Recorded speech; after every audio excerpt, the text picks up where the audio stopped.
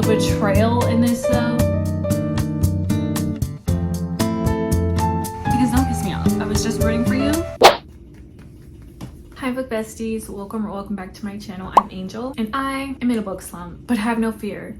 We're going to be getting out of it together. I just completed my first book in like a month, so I'm on a high right now. Okay, we're going to keep these good vibes going. I have no plan for this video other than mood reading, but who knows, I may end up trying a couple of tips and tricks to see if that helps. And I basically plan on having this video go on until I feel like I can get back into my reading challenges, because I love me a reading challenge. Like, this may be an unpopular opinion, but I prefer not using my free will when it comes to books. Okay, I love being told what to read because I have such a hard time choosing my next book. Like, it literally keeps me from reading because I don't know what to pick next, and it's just like, girl, pick up a book and read it. But why is it so hard for me? Yeah, so until I can get back into my challenges, we're gonna be mood reading. But I have already started a book, and that is The Villa by Rachel Hawkins. I am in a summerween mood, so that means to me thrillers that take place in summer or horrors that take place in summer. So that's the vibe with this one. But yeah, this book is about Emily and Chess. They've been best friends for years since they were children, and they've kind of grown apart in their adult lives. So when Chess suggests that they take a trip to Italy, Emily jumps at the chance to reconnect with her best friend. But the villa that they're going to has a dark past. In 1974, it was rented by a notorious rock star who was joined by an up-and-coming musician, Pierce Sheldon, and his girlfriend Mary. By the end of the holiday, Pierce is dead, and Mary goes on to write one of the greatest horror novels of all time. As Emily digs into the villa's history, she begins to think that Pierce's murder wasn't just a tale of sex, drugs, and rock and roll gone wrong, but more sinister, and that there might be hidden clues in the now iconic work that Mary left behind. Yet the closer that Emily gets to the truth, the more tension she feels developing between her and Chess, and it begins to look like the villa will claim another victim before the summer ends. That is definitely the vibe I'm going for.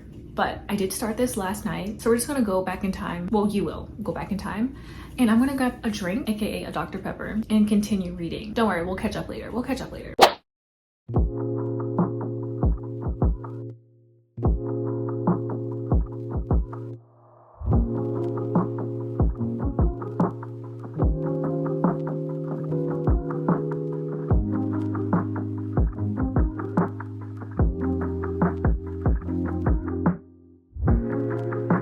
Okay, you guys know I'm reading The Villa immediately. Starting off so good. I think Rachel Hawkins' writing is just so easy to read, so bingeable. It starts off with Emily talking about how much she really does not like Chess, her best friend. Starting off spilling tea, because what do you mean? Chess, she is famous, and Emily, she is a cozy mystery author. Love that. And she's going through a very messy divorce. They don't see each other too often, but after they meet up for lunch, Chess gets this idea, like, girl, let's go to Italy. So they go to Italy. But then we get another point of view, which takes place in the past, and it's of Mary. And we're seeing her relationship with Pierce and also her stepsister, Laura. And they kind of have a similar relationship to Mary and Chess. And I mean that in the sense, like, Mary doesn't really like Laura. And honestly, I can't blame her with all the information that was just given. I can't blame her. Now I'm on chapter 3. All that has happened in chapter 1 and 2. And yeah, very interested to see what is gonna go down in Italy. It's messy. Thrillers be messy. That's probably why I like them. They be messy.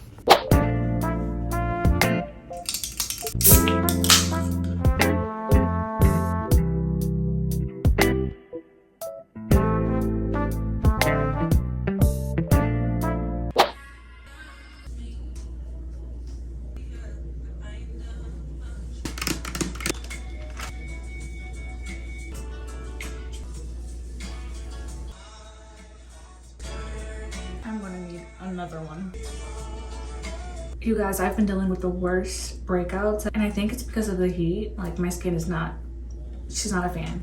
So I'm trying this. I've heard wonderful things. I heard it was really good, so hopefully she gets me right, because I don't want to talk about it. I can't even talk about it too much. I can't.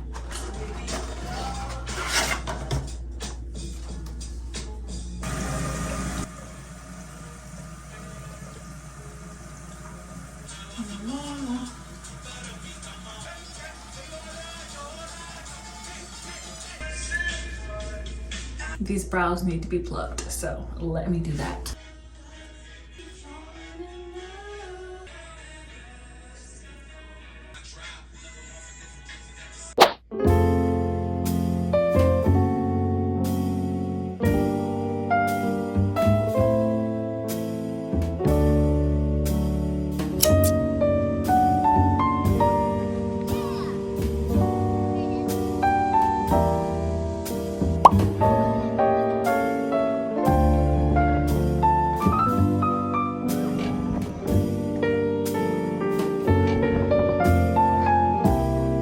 so here's the thing.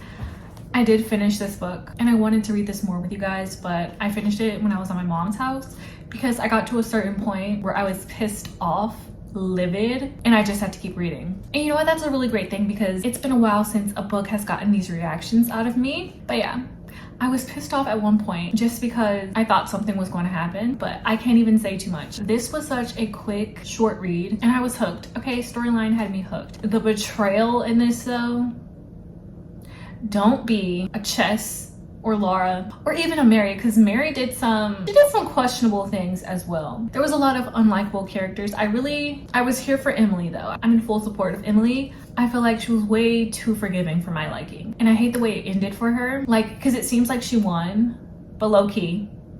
But yeah, I'm gonna rate this 4 stars. Might be my favorite Rachel Hawkins book. But yeah, really good, really entertaining. I think it's more suspenseful because you don't know exactly what's going to happen. Not really spooky nor thrilling. And then for our next read, I pick A Summer Affair by Ellen Hildebrand. I'm in the mood for some mess, for some drama, and I feel like this will provide that. It says, a perfect summer cocktail of sex, sun, and scandal. Scandal!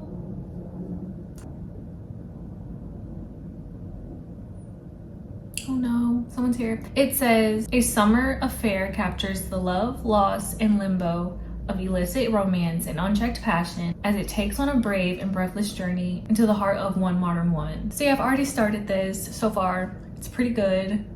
Ellen Hildebrand just has really easy writing. So we're having a good time so far. And I'll update you guys a bit later because someone's here, like I said. So I'm going into my room to be a hermit.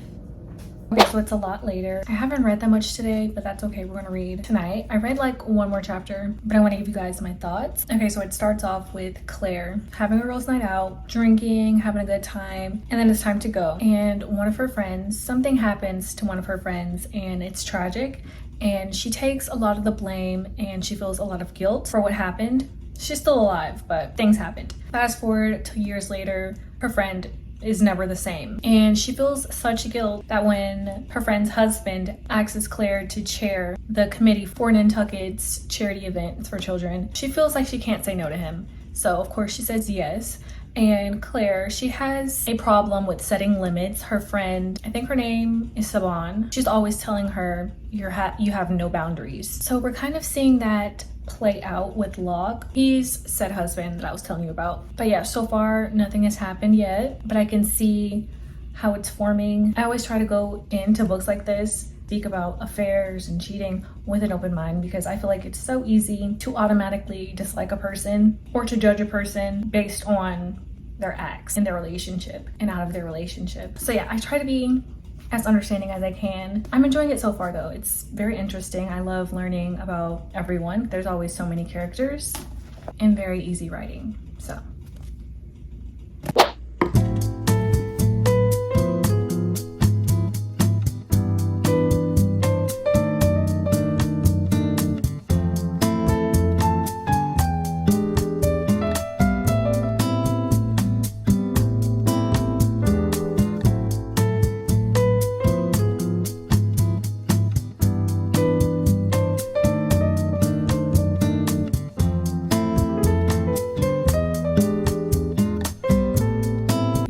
the affair is happening, and I'm realizing the only affair that I can truly root for is Olivia and Fitz. I said it.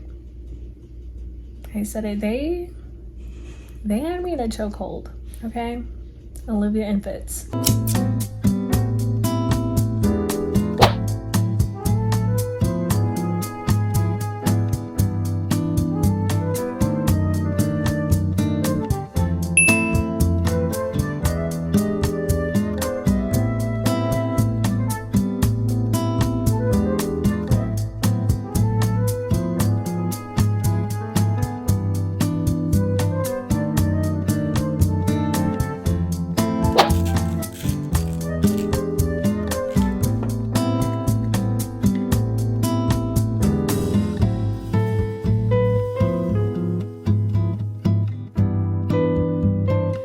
Just finished this, and here's the thing, I don't know if I liked it too much, but I did eat it up. Okay, when I wasn't reading, I was thinking about the characters, seeing what they were going to get into, So I don't know. But like I low-key was just rooting for Claire's downfall. Like I couldn't wait until someone caught her in the action. And then kind of just looking at the affair, it didn't even make sense to me. Like I didn't feel the love at all. Make it make sense, okay? Your reputation, your kids, your husband, you know, your life is on the line basically. And for what? I just didn't see it. But I'm gonna do a proper review at the end. I need some time to think.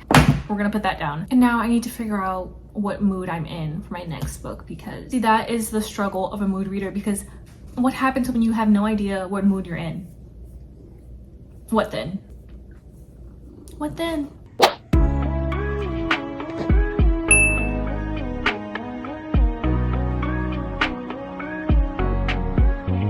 You guys, I'm sorry if it's loud. My dad's dog had puppies, so they're barking. I don't even know if you can hear it, but since I don't know what mood I'm in, I picked out a few books that I kind of want to see if I'm in the mood for. So we have Six of Crows, The Paper Palace, and The Last Time I Lied. I think I'm just going to read a chapter of each and see which one I want to stick to. Is that smart? But let's see how I feel.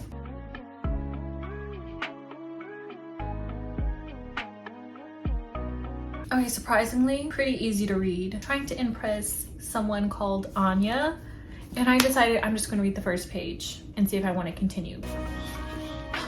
Wait, you guys, this might be a sign. Today is August 1st. Might be a sign, might be a sign. Okay, immediately, I don't think I'm in the mood for this, because I'm gonna read to you a little bit. It says, things come from nowhere. Which is true, okay? It says things come from nowhere. The mind is empty, and then inside of the frame, a pear. Perfect, green, the stem, a tilt, a single leaf. It sits in a white ironstone bowl, nestled among the limes, in the center of a weathered picnic table, on an old screen porch at the edge of a pond, deep in the woods, beside the sea. Yeah, it's just not clicking. I don't feel like reading the rest of the page, so not hooked.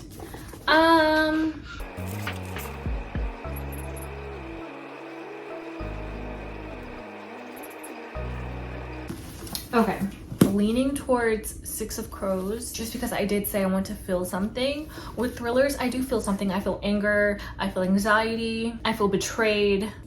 I feel betrayed with fantasies sometimes too. And I also feel anxious sometimes too. But you also have like those warm feelings when you find characters you love, like found family and stuff like that. With thrillers, you can't really get attached to anyone. So I feel like getting attached. Hopefully I don't get attached to someone that dies. So, because that can also happen. I'm seeing the similarities. I am. We're gonna try Six of Crows, and if I don't like it, I can always pick up another book. But a little about this book, since we're gonna go further with this book.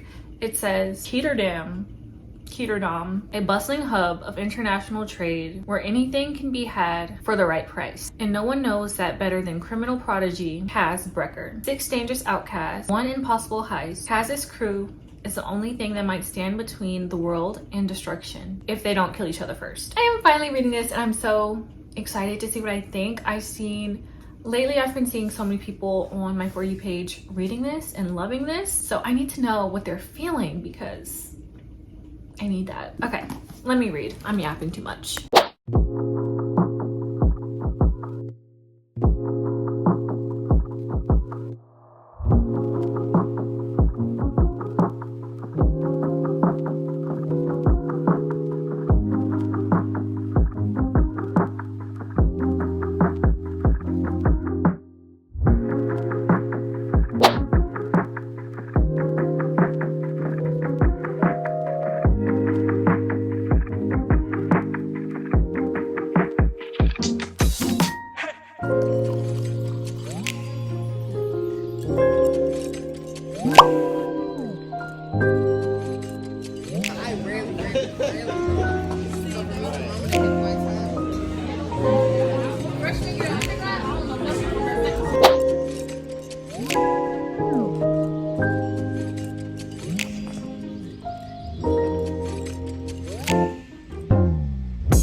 Hi you guys, it's been a day or two since I last spoke with you, because yesterday I did film but I did not speak to you, but I took you with me on my little night out.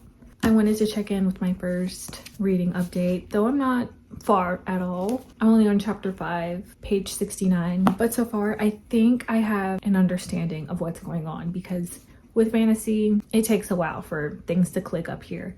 But so far we are just learning our characters and kind of just learning the dynamic of everything. Like Kaz, obviously he's guy number 1, he gives the orders. Well, he does answer to somebody. I don't know how to pronounce the name, so I'm not going to, but I'll put it somewhere on the screen. So he does answer to him, but everyone else terrified of this man, or this boy, because he's only 17. But yeah, he has a reputation and he has the people scared. And so far I'm seeing that the only person he can like kind of relax and be himself around is Inej. So yeah, I'm peeping that. And the heist has finally been mentioned, because I had no idea what the heist was going to be about, but it's basically this drug called Jurda Param, and if it gets unleashed within the world, all hell will break loose. So they have to put a stop to that. But yeah, it's a super gloomy day, so I'm going to try to get a good chunk of this book read.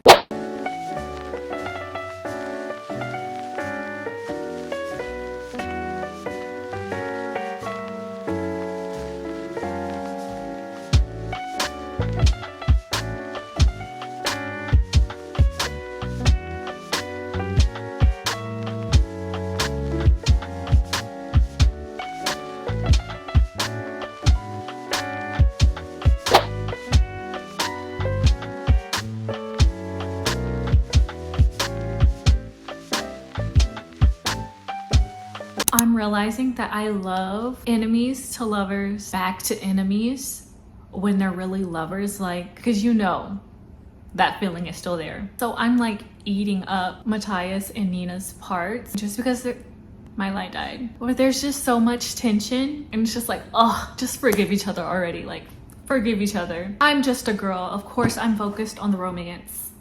I need to go charge my light. You guys, I've just been in bed reading. I'm reading on my Kindle. And I just finished chapter 34. And all I'm gonna say is, you better be joking. You better be joking. Because don't piss me off. I was just rooting for you, and you're gonna embarrass me like this? Don't piss me off.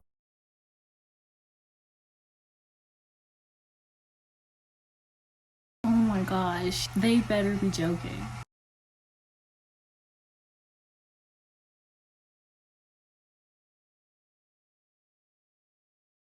Okay, reporting live from my bedroom floor. Let's talk about the books that we read in this vlog. I don't believe I finished talking about A Summer Affair by Ellen Hildebrand. I liked it for what it was. It wasn't my favorite, but I liked it for what it was. Very entertaining, very much mindless reading. I find the psychology behind affairs to be very interesting, because it's like what goes through their mind. And I've heard that the dopamine effects and like the serotonin effects that you get from the affair are the same as drugs. So it literally can be addicting. And it was interesting because you can really see that in here. Like, she said things, she tried to stop every single day, but she could not stop. And she was speaking to someone in regards of the affair, and they said something like, you know, what about your kids and your husband? And she was like, have you ever been so in love that nothing else mattered? And that's deeply concerning, especially when it's pertaining to your kids.